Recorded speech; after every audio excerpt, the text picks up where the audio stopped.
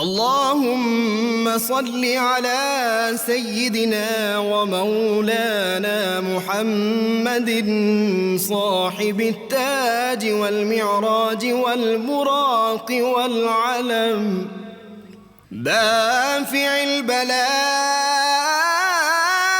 والوباء والقحط والمرض والألم، اسمه مكتوب مرفوع مشفوع منقوش في اللوح والقلم، سيد العرب والعجم، اسمه مقدس معطر مطهر منور في البيت والحرم، شمس الضحى بدر الدجى صدر العلا نور الهدى كهف الورى مصباح الظلم، جميل الشيم شفيع الأمم صاحب الجود والكرم، والله عاصمه وجبريل خادمه والبراك مركبه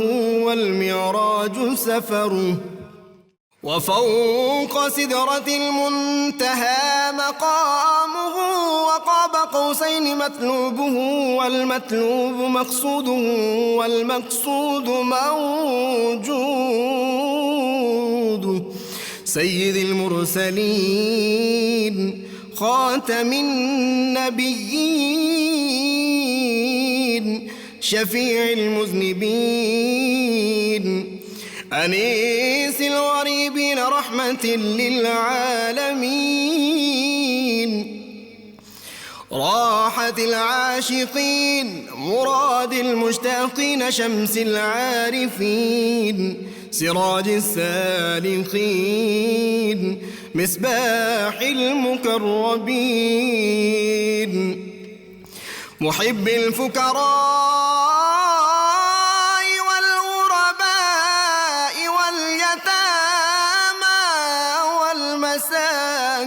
والمساكين، سيد الثقلين نبي الحرمين إمام القبلتين وسيلتنا في الدارين، صاحب قاب قوسين محبوب رب المشرقين ورب المغربين،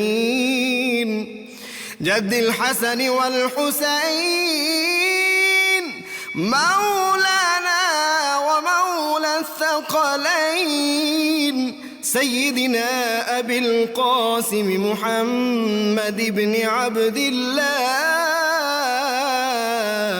نور من نور الله، يا أيها المشتاقون بنور جماله بلغ العلا بكماله، كشف الدجى بجماله حصنت جميع خصاله، صلوا عليه وآله وأصحابه وسلموا تسليما. رب العالمین، افضل الصلاۃ و اکمل السلام علی سید الانبیاء والمرسلین وعلی آلہ الکرام و صحابہ العظام اجمعین۔ پروگرام صبح نور کے ساتھ طاہر بخاری آپ سے مخاطب ہے۔ حضرت ابو انیس محمد برکت علی کی تالیف اسماء النبی الکریم صلی اللہ علیہ وآلہ وسلم سے ایک اسم مبارک سیدنا خیر الخلق صلی اللہ علیہ وآلہ وسلم، ہمارے سردار سب سے بہترین مخلوق درود و سلام بھیجے اللہ آپ صلی اللہ علیہ وسلم پر اور آپ صلی اللہ علیہ وسلم کی آل پر اور آپ کے اصحاب پر۔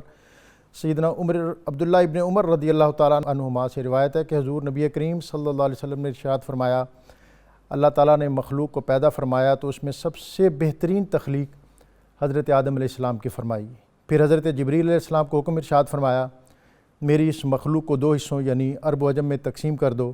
پھر حضرت آدم علیہ السلام کی اولاد میں سے اہل عرب کو پسند فرمایا، پھر اہل عرب میں سے قبیلہ قریش کو پسند فرمایا، اور قبیلہ قریش میں سے بنی ہاشم کو پسند فرمایا، اور بنی ہاشم میں سے مجھے پسند فرمایا، پس میں سب سے بہترین ہوں اور بہترین امت کی طرف بھیجا گیا ہوں۔ گھر ارض و سما کی محفل میں لولاک لما کا شور نہ ہو، یہ رنگ نہ ہو گلزاروں میں، یہ نور نہ ہو سیاروں میں، جو فلسفیوں سے کھل نہ سکا اور نکتہ وروں سے حل نہ ہوا، وہ راز کملی والے نے بتلا دیا چند اشاروں میں۔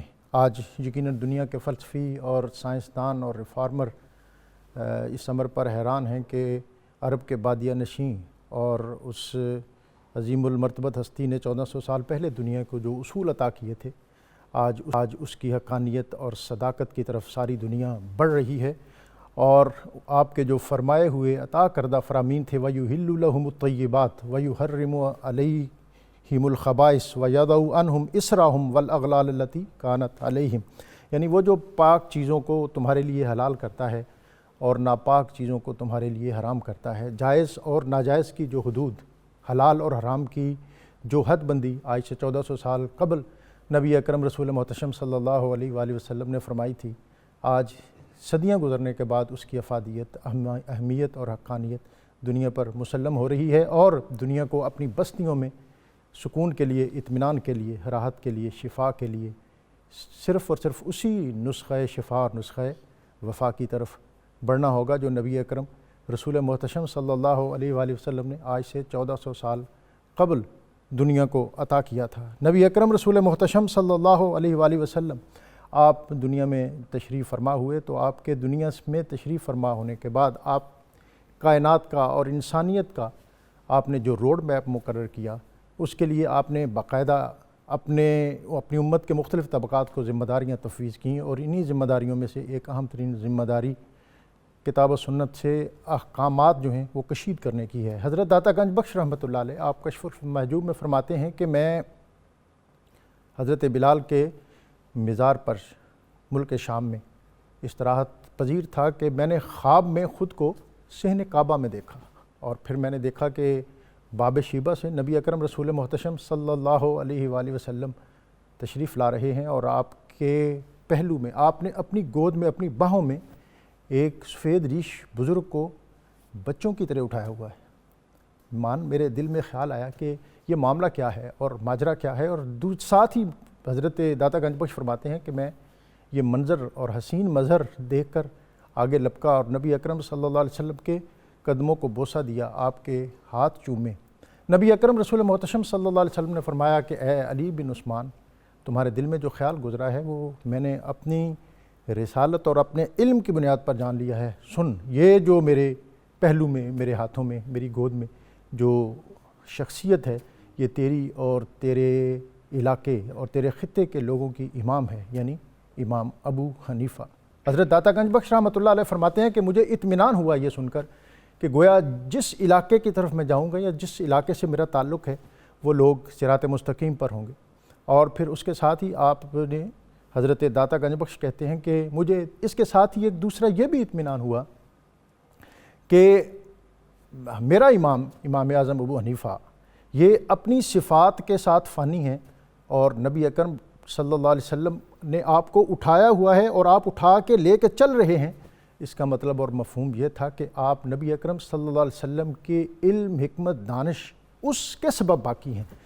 اپنی دانش اور اپنی صفت کے ساتھ چلنے میں غلطی کا احتمال ہے، لیکن نبی اکرم رسول محتشم صلی اللہ علیہ وآلہ وسلم کی رہنمائی اور آپ کی فرامین، آپ کی احادیث اور آپ کی سنت کی روشنی میں چلنے میں کہیں کوئی تشکیک اور تذبذب نہیں ہو سکتی کہ ایک قطرہ جب دریا میں مل جائے، ایک ذرہ ناچیز جب ہواؤں کے اندر جذب ہو جائے، اور ایک عام قطرہ اگر سمندر کا حصہ بن جائے تو وہ بھی ایک بہت بڑی طاقت اور قوت اختیار کر لیتا ہے۔ آج کی ہماری ممدوح شخصیت امام اعظم ابو حنیفہ رضی اللہ تعالیٰ عنہ، جنہوں نے امت کے اندر تفقہ فی الدین اور فقہ کے انسٹیٹیوشن کی بنیاد رکھی، آج ہم ان پر بات کریں گے۔ ان کا طرز زیست کیا تھا، ان کا اسلوب حیات کیا تھا، انہوں نے کس طرح ادارہ قائم کیا اور اس کی ادارہ سازی کس طرح کی، اور کس طرح انہوں نے مسائل کا استنباط، استخراج کس طرح کیا۔ ابتدائی گفتگو بھی فرما دیں، اور میں یہ بھی سمجھوں گا کہ چونکہ آپ کی شخصیت کا دائرہ تو بہت وسیع ہے، تو آپ مختصر ان کا شخصی تعارف بھی ہو، اور ائمہ فقہ جو ہیں کہ کسی شخصیت کا اس شعبے کے لوگوں کو بڑا ماننا یہ زیادہ بڑی بات ہوتی ہے۔ بسم اللہ الرحمن الرحیم۔ امام الائمہ فی الحدیث اور امام الائمہ فی الفقہ سراج الامہ نعمان بن ثابت ابو حنیفہ رحمۃ اللہ تعالیٰ علیہ رضی اللہ تعالیٰ عنہ وہ شخصیت ہیں کہ جو دو چیزوں کا مرکب ہے، رسالت مآب علیہ السلام کی بشارت اور علی المرتضیٰ شیر خدا رضی اللہ تعالیٰ عنہ کی دعا، ان دونوں کی دعاؤں کا مرکب اور بشارت جو ہے وہ ذات تشکیل پائی امام اعظم ابو حنیفہ رحمۃ اللہ تعالیٰ علیہ کی۔ آپ دیکھیے رسالت مآب علیہ السلام نے ارشاد فرمایا لو کان الدین عند ثریہ لذهب به رجل من فارس، اگر دین ثریہ تک بھی جا پہنچے، اس اوج کمال تک جا پہنچے تو فارس سے یا بنائے فارس سے یا فارس سے آنے والا ایک نوجوان جو ہے وہ اس کو وہاں سے بھی نیچے لے آئے گا۔ اور اس حدیث پر سب کا اتفاق ہے، امام مسلم کی حدیث ہے، ابی ہریرہ سے حدیث کے راوی ہیں کہ یہ اس میں بشارت ہے امام اعظم ابو حنیفہ رحمۃ اللہ تعالیٰ علیہ کی کہ ائمہ اربعہ میں سے صرف آپ ہی جو ہیں فارسی النسل ہیں، دیگر جو ائمہ ثلاثہ ہیں وہ فارسی النسل نہیں ہیں، تو لہٰذا یہ پتہ چلتا ہے کہ یہ بشارت آپ ہی کے لیے ہے۔ دیگر جو میں آپ سے رہنمائی لیتا رہوں گا بنیادی طور پر، چونکہ استاد ہیں اور مجھے اس بات کی بھی خوشی ہے کہ میں نے ابتدائیہ مجھے حضرت داتا گنج بخش رحمۃ اللہ علیہ کی کتاب کشف المحجوب اس کے اقتباس سے لیا ہے، تو آپ وہاں کی عظیم درسگاہ جامعہ حجویریہ کے شیخ الجامع ہیں، پرنسپل ہیں۔ فارس سے وہ کس طرح تھے، اور جو دیگر آپ نے کہا ہے کہ وہ فارسی نہیں تھے یا پارسی نہیں یا عربی النسل تھے، تو ایک میری طالب علمانہ سی چھوٹی چھوٹی باتیں ہوں گی، اس پر بھی ساتھ آپ رہنمائی فرماتے جائیں گے تو ہمارے جو ناظرین ہیں وہ زیادہ انہیں سہولت رہے گی۔ آپ کے آباء و اجداد جو تھے وہ فارس سے تھے؟ فارس سے تھے آپ، وگرنہ آپ تو بغداد میں غالباً آپ کی جو ہے وہ اپنا کوفہ میں شاید ولادت ہوئی آپ کی۔ اور رسالت مآب علیہ السلام نے ارشاد فرمایا، امام بخاری کی حدیث ہے کہ اللہ تعالیٰ جس سے بھلائی کا ارادہ فرماتا ہے اسے علم فقہ عطا فرما دیتا ہے۔ تو گویا یوں فرما لیجئے آپ کہ اللہ تبارک و تعالیٰ نے امام اعظم کی صورت میں امت مسلمہ کے لیے بھلائی کا ارادہ فرمایا، جو آپ کا وجود مسعود جو ہے اس امت کے لیے باعث نعمت اور سراج الامہ جو ہے آپ قرار پائے۔ علی المرتضیٰ شیر خدا رضی اللہ تعالیٰ عنہ کے پاس آپ کے دادا جو ہے آپ کے والد حضرت ثابت علیہ رحمہ کو لے کے حاضر ہوئے، تو ساتھ ہدیہ بھی پیش کیا، غالباً فلودہ کا وہ آتا ہے کہ وہ آپ کی خدمت میں پیش کیا اور آپ نے قبول فرمایا۔ نوروز کا جو ہے ان کا تہوار تھا، اس خوشی میں انہوں نے جو ہے جو منایا جاتا تھا۔ اب یہ الگ بات ہے کہ کوئی اس پر یہ اعتراض کر دے کہ جی فلودہ اس خطے دور میں تھا یا نہیں تھا، اس خطے کی کھانے والی چیز تھی بھی ہے، لیکن بہرحال کوئی میٹھی چیز تھی، کوئی ہدیہ جو ہے اس پر انہوں نے پیش کیا، اور آپ نے جو ہے آپ کے لیے دعا بھی فرمائی، اور آپ نے اپنے لیے بھی دعا کروائی اور اپنی اولاد کے لیے بھی دعا کروائی۔ اور نعمان بن ثابت جو ہیں وہ علی المرتضیٰ شیر خدا کی دعاؤں کا جو ہے وہ اپنا ثمر ہے۔ اب دیکھیے بشارت مصطفیٰ ہو اور ثمر ہو دعاؤں کا علی المرتضیٰ شیر خدا کا، تو کیسی ذات تشکیل پائے گی، اور باکمال ذات تھی جس کا کوئی تصور بھی نہیں کر سکتا۔ اور ابی ہریرہ سے روایت ہے وَلِكُلِّ شَيْءٍ عِمَادٌ، کہ ہر چیز کے لیے ایک ستون ہوتا ہے، وَإِمَادُ هَذَا الدِّينِ الْفِقْهُ، اور اس دین کا ستون جو ہے وہ فقہ ہے، اور اس دین کا ستون جو امام اعظم ابو حنیفہ رحمۃ اللہ تعالیٰ علیہ۔ تو مجھے کہنے میں کوئی امر مانے نہیں ہے کہ آپ دین اسلام کی فقہ کا ستون ہے اور مرکزی ستون ہے جس پر پورے دین کی عمارت کھڑی ہے۔ بلکہ اگر اس کو آپ آج کی ادارہ سازی کے تناظر میں دیکھیں تو میں سمجھتا ہوں کہ شاید نیوکلیس، مدار اور مرکز آپ رضی اللہ تعالیٰ عنہ سے قبل فقہ کے انسٹیٹیوشن کا شاید کوئی تصور نہ ہو۔ بالکل نہیں تھا، اور فقہاء موجود تھے، رسالت مآب علیہ السلام کے دور میں فتویٰ دیا کرتے تھے، بعد ازاں بھی فتویٰ فتویٰ سازی کا سلسلہ چلتا رہا، لیکن اس کے بعد جو سلسلہ تشکیل پایا ہے وہ امام اعظم ابو حنیفہ رحمۃ اللہ تعالیٰ علیہ کی ذات سے تشکیل پایا ہے۔ ابھی آپ نے ایک بات فرمائی کہ اس قبیل کے لوگ اگر ان کی عظمت کا اعتراف کریں تو حقیقی معنوں میں وہی عظمت ہوتی ہے۔ شیخ سفیان ثوری کے شیخ ہیں مغیرہ بن مقسم رحمۃ اللہ تعالیٰ علیہ، آپ فرمایا کرتے تھے کہ ابی حنیفہ رحمۃ اللہ تعالیٰ علیہ کی بارگاہ میں بیٹھ جانے سے ہی اللہ علم فقہ عطا فرما دیتا ہے، یعنی اتنی باکمال شخصیت تھے۔ اور محدث امام اعمش رحمۃ اللہ تعالیٰ علیہ، بڑی پیاری بات آپ نے فرمائی، آپ سے مسائل پوچھے گئے تو آپ نے امام اعظم سے رجوع فرمایا، بہت بڑے محدث امام اعمش رحمۃ اللہ تعالیٰ علیہ۔ اور جب آپ نے تمام مسائل جو ہے اس کو آپ نے بیان فرما دیا، فرمایا انتم یا معاشر الفقہاء الاطباء، کہ اے معاشر فقہاء آپ طبیب ہیں، ونحن الصیادلہ، اور ہم جو ہیں ادویات کے ماہر ہیں۔ تو بات ہی اب یہاں آپ تھوڑا دیکھ لیجئے کہ ڈاکٹر آف میڈیسن ہونا الگ چیز ہے اور ڈاکٹر ہونا ایک الگ چیز ہے۔ میں اکثر یہ کہا کرتا ہوں کہ ہر کنسلٹنٹ ڈاکٹر ضرور ہوتا ہے لیکن ہر ڈاکٹر کنسلٹنٹ نہیں ہوتا۔ اگر آپ عصر حاضر کے تناظر میں دیکھیں تو ہر ڈاکٹر جو ہے MBBS ڈاکٹر جو ہے، میں یہی چاہوں گا کہ آپ عصر حاضر کے ہی تناظر میں بات کریں، اس لیے کہ ہمیں یہ بات آپ تمام علماء آج ہمیں ضرور سمجھائیں کہ نبی اکرم، اور یہ ایک خیال اٹھتا بھی ہے لوگوں کے ذہن میں کہ نبی اکرم رسول محتشم صلی اللہ علیہ وسلم جب دین کی تکمیل فرما کے تشریف لے گئے تو اس کے بعد پھر یہ جو مختلف مذاہب تھے اس کی ضرورت کیا تھی. یہ جو آپ کا نکتہ ہے یہ بہت اہم ہے کہ بتدریج جو تخصص تھا، اسپیشلائزیشن تھی، وہ شروع ہوئی. ڈیفینیٹلی یقیناً جب صحابہ کرام نبی اکرم رسول محتشم صلی اللہ علیہ وسلم کی صحبت سے فیض پاتے تھے تو وہ قرآن اور حدیث کے جتنے نکات تھے وہ آپ سے اخذ کرتے تھے اور اس کے بعد انہوں نے آگے ان کو ٹرانسمٹ کیا. وقت گزرنے کے ساتھ ساتھ اسپیشلائزیشن جو ہے وہ شروع ہوئی. یقیناً پہلی صدی میں شاید حدیث، تفسیر اور فقہ اس طرح موجود نہ ہو، لیکن یہ بتدریج آگے بڑھتی گئی. اسی طرح خانقاہ یا تصوف یا صوفی پہلی صدی میں شاید اس طرح موجود نہ ہو، یہ انسٹیٹیوشن بھی بتدریج بڑھا. یہ میں ضرور چاہوں گا کہ آپ اس پر پوری شرح و بست کے ساتھ بات کریں اور ہمیں سمجھائیں کہ یہ جو اعتراض نہیں ہے بلکہ یہ دین کا تخصص ہے. جی مفتی صاحب. بسم اللہ الذی لا یضر مع اسمہ شیء فی الارض ولا فی السماء وہو السمیع العلیم. محترم ڈاکٹر صاحب، میں اپنی گفتگو کا آغاز اس دعا کے ساتھ کروں گا کہ اللہ رب العزت ہمیں اور پوری دنیا کو موجودہ آزمائش سے نجات عطا فرمائے.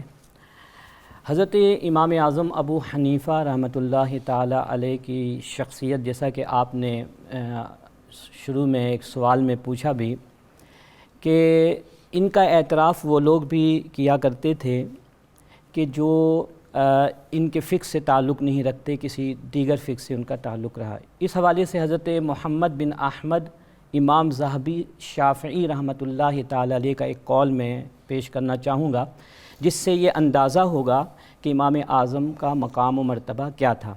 آپ فرماتے ہیں کہ کان اماماً ورعاً عالماً عاملاً، کہ آپ امام بھی تھے اور متقی و پرہیزگار بھی تھے، عالم با عمل تھے، متعبداً اللہ کی کثرت سے عبادت کرنے والے اور شان و عظمت کے اعتبار سے بہت بڑے.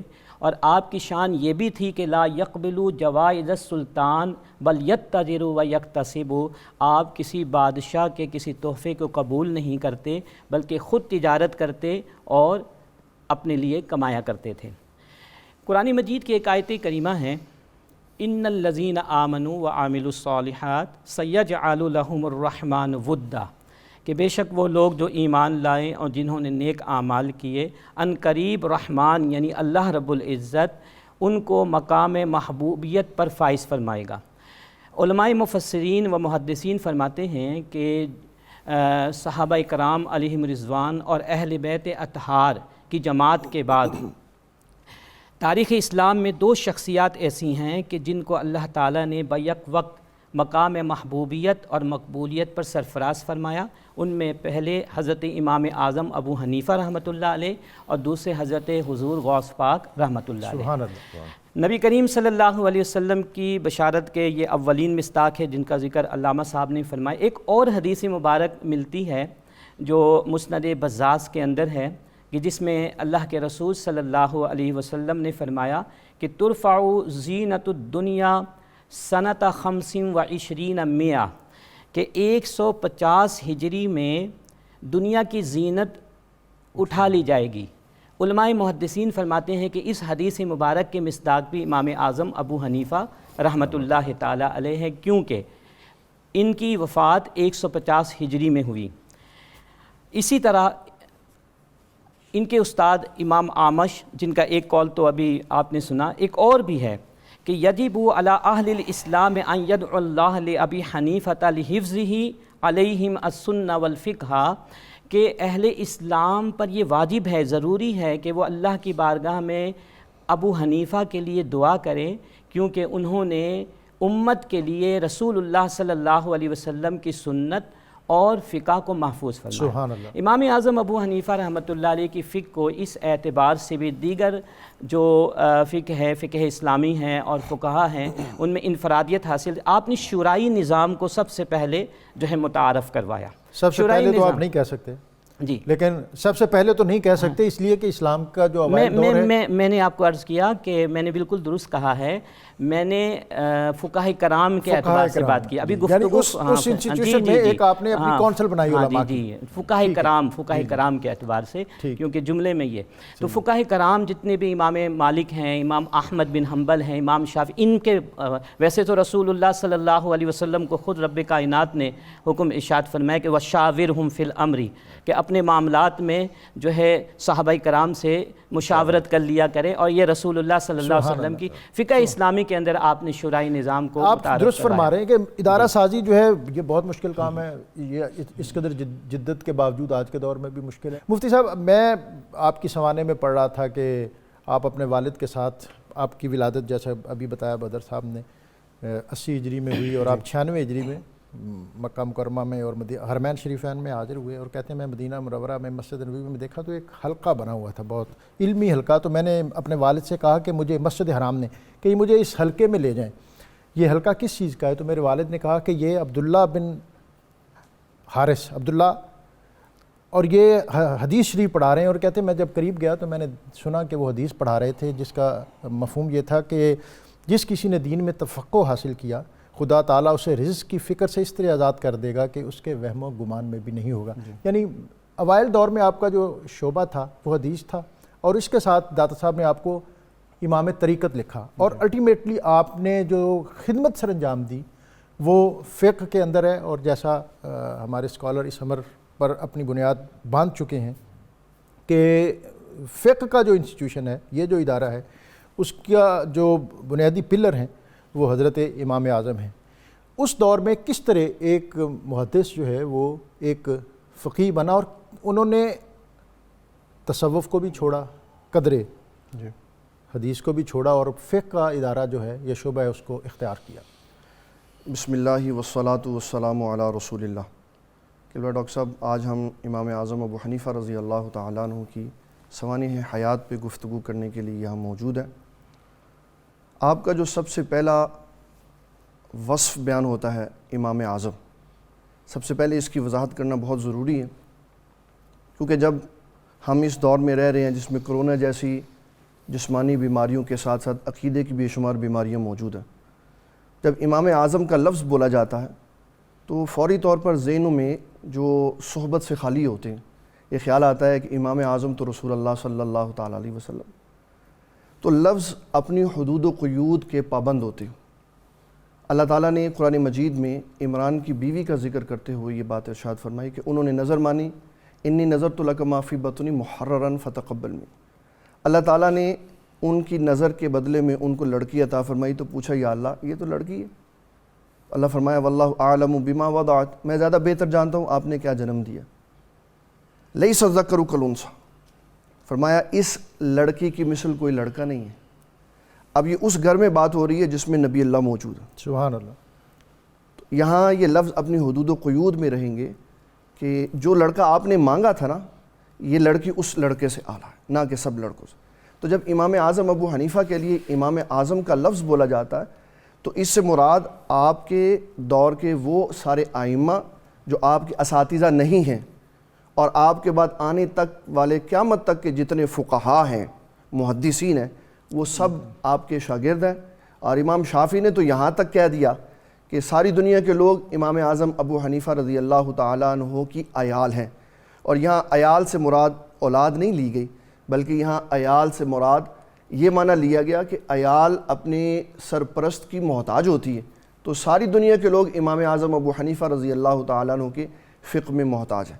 کوئی ایک تخصص جو جس بنیاد پر ہم انہیں امام اعظم کہیں, یہ تو فضیلت والی بات ہے, کوئی ان کی عملی زندگی کی کوئی ایسی ایک بات جو ہمارے سننے والوں کے لیے از خود میرے لیے, اور جس میں آپ کی شخصیت کی وہ عبقریت, وہ جینیسنس موجود ہو کہ جس کے سبب آپ نے از خود بات شروع کی ہے تو ہم جان سکیں کہ وہ واقعتاً امام اعظم اور امام فی الفقہ تھے. امام اعظم ابو حنیفہ رضی اللہ تعالیٰ عنہ کا سب سے بڑا اعزاز یہ تھا, جس کی وجہ سے ان کو امام اعظم ابو حنیفہ کہا جاتا ہے, کہ وہ اپنے ہر مسئلے کی بنیاد قرآن مجید سے تلاش کرتے. سبحان اللہ.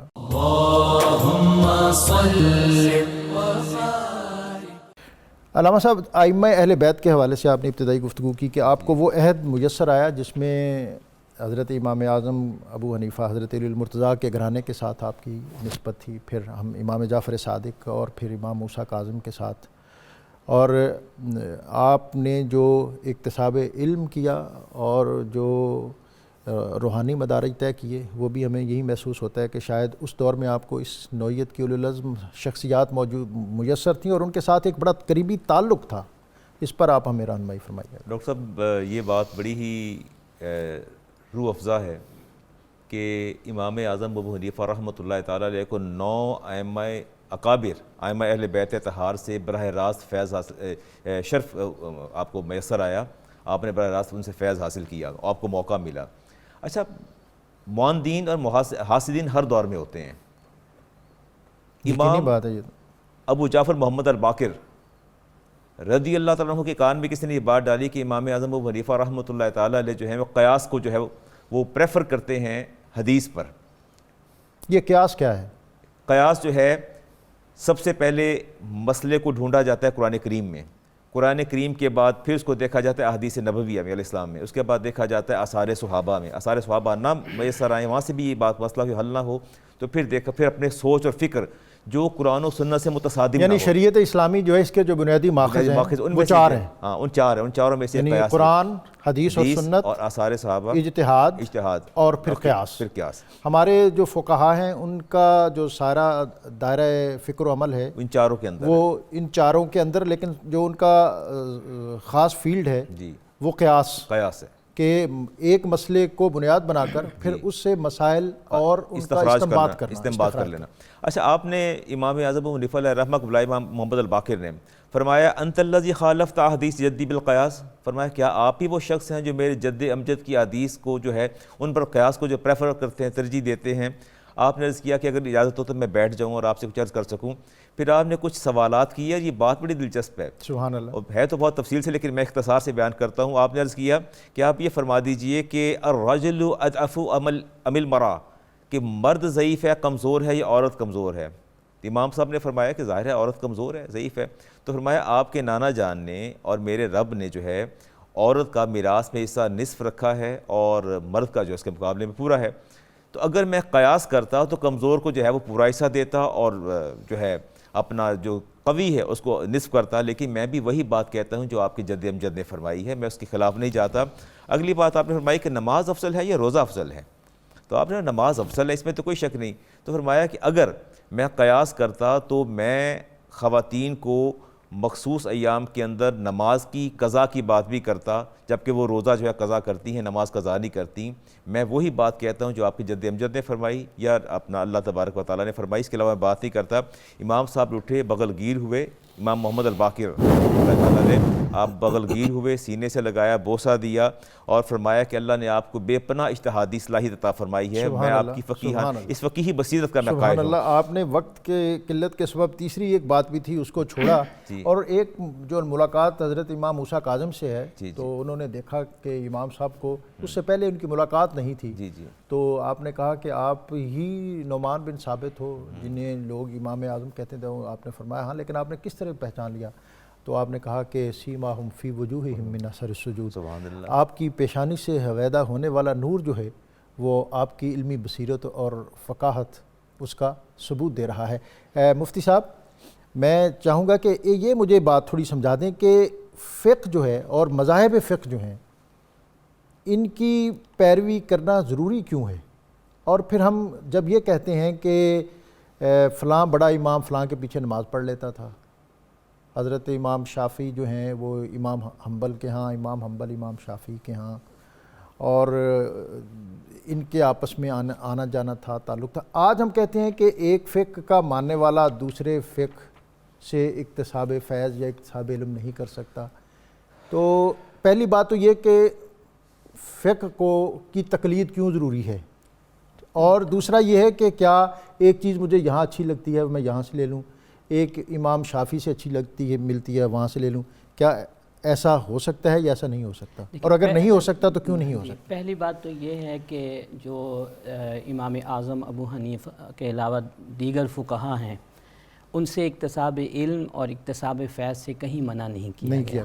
ان کے علم سے بھی استفادہ کیا جا سکتا ہے، ان کے فیض سے بھی استفادہ کیا جا سکتا ہے، لیکن جب بات آتی ہے عمل کی کہ کسی ایک فقہ کو معاملات کے اندر، عبادات کے اندر جو ہے لیا جائے، تو وہاں پر ہم تمام فقہ کو نہیں لے سکتے تاکہ انسان کی عبادت کے اندر یکسوئی پیدا ہو۔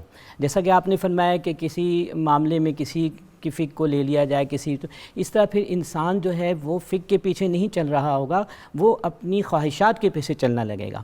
اور پھر دیکھیں قرآن مجید کی جو مشہور آیت کریمہ ہیں اس سے ہمیں فقہ اسلامی کا ثبوت ملتا ہے کہ یا ایھا الذین آمنوا اطیعوا اللہ و اطیعوا الرسول و اولی الامر منکم، کہ ایمان والو اللہ کی اطاعت کرو، اللہ کے رسول کی اطاعت کرو، اپنے سے صاحب امر لوگوں کی اطاعت کرو۔ اب صاحب امر سے مراد یہی فقہائے کرام ہیں۔ یہ ایک بہت ڈیٹیل ڈسکشن ہے جو میں یہاں پر جو ہے اختصار کے ساتھ یہی عرض کروں گا کہ فقہ اسلامی کی بنیاد قرآن و سنت سے موجود ہے، اور ایک فقیہ کے پیچھے اعمال، معاملات، عبادات میں لگنے کا جو حکم دیا گیا اس کے پیچھے یہی حکمت ہے کہ انسان پھر اپنی خواہشات کے پیچھے نہ لگے۔ یعنی یہ ایک وزڈم کی بات ہے، حکمت کی بات ہے، کوئی حکم ربی تو نہیں جی، یا نبی صلی اللہ علیہ وسلم کا کوئی فرمان دیا سکتا ہے؟ ظاہر بات ہے کہ جب ہم وزڈم کی بات کر رہے ہوں گے تو وزڈم سے پیچھے قرآن و سنت کا ہونا تو ضروری ہے کہ پھر عقل پہ آ جائیں گے تو ابھی جیسا کہ علامہ صاحب نے فرمایا کہ امام اعظم ابو حنیفہ رحمۃ اللہ علیہ قیاس کو قرآن و سنت پہ کبھی بھی ترجیح نہیں دیتے تھے، بلکہ آپ کا ایک قول مجھے یاد آیا کہ آپ نے فرمایا کہ جو خبر ضعیف ہے یعنی حدیث ضعیف ہے، میں جو ہے اسے بھی جو ہے قیاس پر ترجیح دوں گا۔ یعنی اگر یہاں آپ کا چونکہ یہ بنیادی فیلڈ بھی ہے، شعبہ بھی ہے، کہ وہ کیا بنیادی اصول ہیں جو محدثین کے ہاں تو نہیں تھے؟ محدثین کا کام تو حدیث کی جانچ پرکھ اور اپنی دیانت اور ذہانت اور ثقافت اور ذکاوت کے سبب اس کو محفوظ کرنا اور آگے پہنچانا، لیکن محدثین نے ان سے مسائل کا استنباط نہیں کیا، مسائل کا استنباط فقہا نے کیا، اور جب انہوں نے کیا تو پھر اس کی کوئی بنیادیں رکھیں جی، اور اس کے لیے انہوں نے متعلقات نصوص دیے کہ اس میں اشارہ کیا ہے، اس میں عبارت النص، اشارت النص، دلالت النص اور اقتضاء النص، یہ ساری چیزیں انہوں نے دیں، اور اس میں سے پھر مسائل اخذ کیے اور اخذ کر کے انہوں نے دنیا کو دیے۔ یہی جو انسٹیٹیوشن ہمارے مفسرین کا ہے، ان کے ہاں بھی مسائل کا استنباط اس طرح نہیں ہے۔ تو یہ تینوں جو شعبے ہیں، محدثین کا، مفسرین کا اور فقہا کا، اس میں آپ پھر فقہا کو کس سطح پر اور کس اصل میں فقہا، جیسا کہ امام اعمش رحمۃ اللہ علیہ کا قول ہے کہ ہم عطار ہیں اور فقہا طبیب ہیں، جو فرق علامہ صاحب نے فرمایا کہ ہم صرف محدث ہیں، یہ فقیہ بھی، یعنی احادیث نبوی صلی اللہ علیہ وسلم اور قرآن مجید کی آیات میں غور و فکر کرنا، کیونکہ بظاہر آیات قرآنی میں بھی کئی دفعہ اور احادیث نبوی صلی اللہ علیہ وسلم میں بھی بظاہر ہمیں کہیں کانٹرڈکشن نظر آتا ہے۔ فقہاء کرام وہاں پہ غور و فکر کر کے اس سے مسائل کا پھر استنباط کرتے ہیں، استخراج کرتے ہیں اور امت مسلمہ کے لیے حل پیش کر دیتے ہیں۔ اور اس عہد میں یعنی پہلی اور دوسری صدی میں اس فن کا سب سے بڑا مرکز کوفہ تھا۔ جی بالکل، دیکھیں کوفہ اس لیے مرکز تھا کہ حضرت عمر فاروق رضی اللہ عنہ کے زمانے میں کوفہ شہر کو آباد کیا گیا، اور آپ نے خاص طور پر فقہا صحابہ کرام کو وہاں پر بھیجا، حضرت عبداللہ بن مسعود رضی اللہ تعالیٰ عنہ کو۔ اسی لیے آپ دیکھیے گا کہ فقہ حنفی کی بنیادی مسائل ہیں، ان کا استخراج ان احادیث مبارکہ سے کیا گیا ہے جو حضرت عبداللہ بن مسعود رضی اللہ تعالیٰ عنہ نے بیان فرمائے۔ آپ دیکھیں امام اعظم ابو حنیفہ رحمۃ اللہ علیہ مسائل کے استخراج و استنباط میں کس قدر محتاط تھے کہ میں ایک واقعہ آپ کو سناؤں کہ اس میں یہ لکھا ہے کہ جب کبھی کوئی ایسا مسئلہ درپیش ہوتا جو لا ینحل ہوتا آپ کی نگاہ میں، تو آپ 40 مرتبہ قرآن مجید فرقان حمید کا ختم فرماتے ہیں، اور پھر اللہ تبارک و تعالیٰ آپ کے صدر کو، آپ کے سینہ اقدس کو جو ہے کھول دیتا۔ اللہم آلہ وصحبہ وبارک وسلم۔ وہ جو اقبال نے کہا تھا کہ وہ ہند میں سرمایہ ملت کا نگہبان، تو سرمایہ ملت کی نگہبانی جو ہے یہ ذرا مشکل کام ہے مفتی صاحب۔ جی میں اس میں ایک بات عرض کرنا چاہوں گا کہ یہ جو آپ نے بھی فرمایا نا طبیعتیں ہوتی ہیں، امام صاحب اگرچہ فقیہ تھے لیکن طبیعت بڑی نرم تھی. ہاں واہ. ہمارے ہاں کوئی استاد پڑھا رہا ہو اور کوئی بیچ میں آ جائے تو اس کو اچھا نہیں لگتا, لیکن امام صاحب اس کو بڑا لائٹ لیتے تھے. سبحان اللہ. آپ نے مجتہد فی المذہب کی 150 افراد کی جماعت کو سبق پڑھایا. سبحان اللہ. سبحان. ایک بابا جی آگے کہنے لگے واون واوین, آپ نے فرمایا واوین. ان کو یہ نہیں کہا کہ میں پڑھا رہا تھا آپ کیوں آگے, یہ آپ کی طبیعت کی نرمی تھی. وہ جو شاگرد تھے جو مجتہد فی المذہب تھے پوچھنے لگے حضور انہوں نے کیا کہا, کہ آپ نے جواب بھی دے دیا. آپ نے فرمایا انہوں نے مجھ سے مسئلہ پوچھا تشہد میں, قاعدے میں جو ہم نے تشہد پڑھنی ہے وہ عبداللہ ابن مسعود والی پڑھنی ہے یا عبداللہ ابن عباس والی پڑھنی ہے؟ تو میں نے کہا عبداللہ ابن عباس والی پڑھنی ہے. کہا کیسے کہا؟ فرمایا عبداللہ ابن مسعود رضی اللہ تعالیٰ عنہ کی جو تشہد ہے اس میں 2 واو آتے ہیں, التحیات للہ والصلوات والطیبات. تو آپ کا یہ امتیاز تھا کہ آپ جس طرح کا بھی مسئلہ بیان کرتے تھے اس میں آپ کی طبیعت میں نرمی بہت زیادہ ہوتی تھی آپ کے تقوی اور ورع کی وجہ سے. اور پھر اس میں میں یہ بھی بات عرض کرنا چاہوں گا کہ امام اعظم ابو حنیفہ رضی اللہ تعالیٰ عنہ کو یہ جو چیز وراثت میں ملی اجتہاد, یہ دراصل حضرت عبداللہ ابن مسعود رضی اللہ تعالیٰ عنہ سے آئی تھی. سبحان اللہ.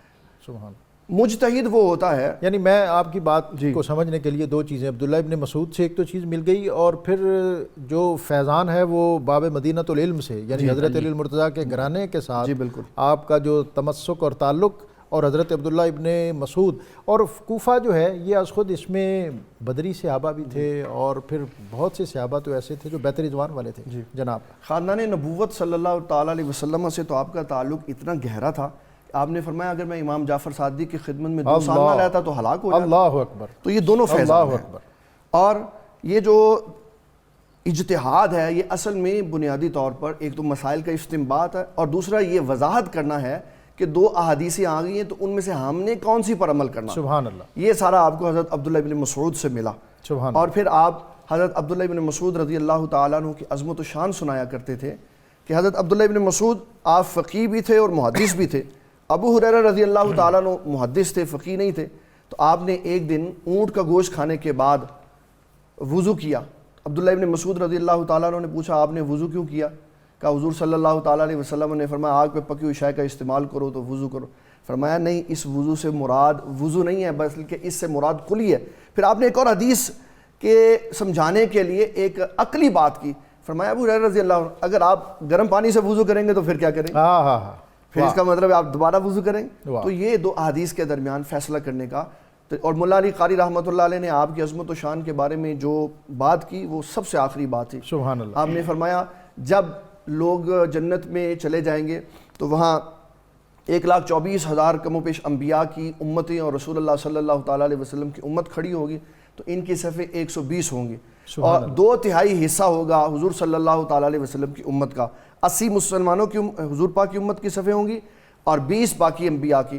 اور فرمایا کہ جب حضور پاک صلی اللہ تعالیٰ علیہ وسلم کی امت کی بات کریں گے 80 صفوں کی, تو اس میں 2/3 حصہ وہ ہوگا جو امام اعظم ابو حنیفہ کا مقلد ہوگا. سبحان اللہ. وہاں بھی امتیازی شان ہوگی. سبحان اللہ. مفتی صاحب آپ کا بہت شکریہ, آپ کا مفتی صاحب بہت شکریہ, علامہ صاحب آپ کا بہت شکریہ. آج کے کتاب الشفاء کا نسخہ سورۃ المطففین پڑھ کر اناج وغیرہ پر دم کیا جائے تو اللہ تعالیٰ کے فضل و کرم سے وہ ہر طرح کے نقصان سے محفوظ رہتا ہے. اول آخر درود شریف پڑھنا لازم ہے. امام اعظم ابو حنیفہ کا قول مبارک ہے کہ والدین بچوں کو جنم دیتے ہیں جبکہ استاد اسے علم و فضل کے خزانوں سے مال و مال کرتا ہے. پروگرام کے اختتام پر آج کی موجودہ صورتحال کے تناظر میں خصوصی دعا جو حضرت امام اعظم ابو حنیفہ سے منسوب ہے, میں بدرالزمان علامہ صاحبزادہ بدرالزمان قادری صاحب سے درخواست گزار ہوں کہ دعا فرما دیں. ڈاکٹر صاحب یہ دعا منسوب ہے امام اعظم علیہ الرحمہ سے.